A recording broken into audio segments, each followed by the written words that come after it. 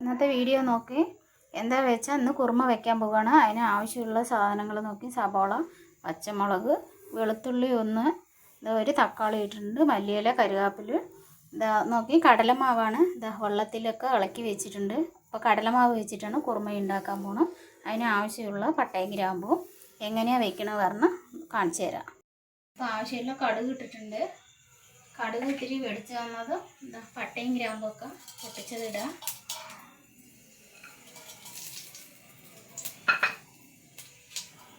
അതിൻ്റെ കൂടെ തന്നെ സവോള ഇടാം.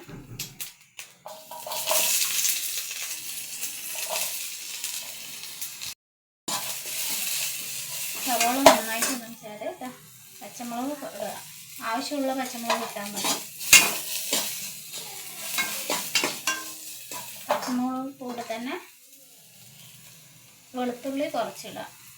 2 എണ്ണ എടുത്തിട്ടുള്ളൂ. വെളുത്തുള്ളി ഇടാം. അതിൻ്റെ കൂടെ തന്നെ ഒരു തക്കാളി ഇടാം.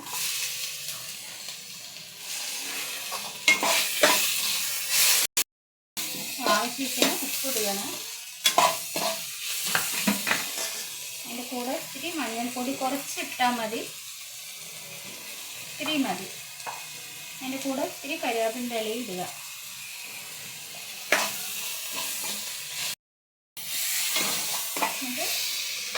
ഇളക്കി വെച്ചതിന് ഒഴിക്കട്ടെ. കടലമാവ് ഇളക്കി വെച്ചിട്ടുണ്ട്. വെള്ളം ഒഴിച്ച്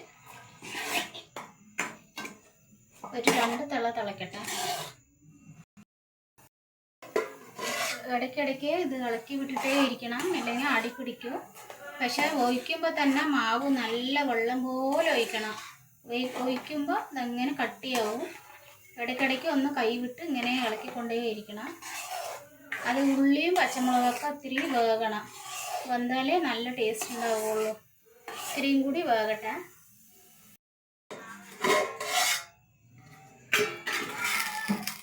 നന്നായി കട്ടിയായി, അങ്ങനെ നല്ല കട്ടിയായി. അതിൻ്റെ കൂടെ കുറച്ച് മല്ലിയില, സൂപ്പറായിട്ട് വന്നു. ഇനി മല്ലിയില ഇട്ടിട്ട് കുറച്ച് ഇളക്കും. അതിൻ്റെ കൂടെ ഒരു ദോശയും വെച്ച് കുറച്ച് കുറുമ ഒഴിച്ച് കഴിച്ചാൽ എത്ര ടേസ്റ്റ് ഉണ്ടാവും. എല്ലാവരും വീട്ടിൽ ചെയ്ത് നോക്കുക. പിടിച്ചാൽ ലൈക്ക് ചെയ്യുക, ഷെയർ ചെയ്യുക.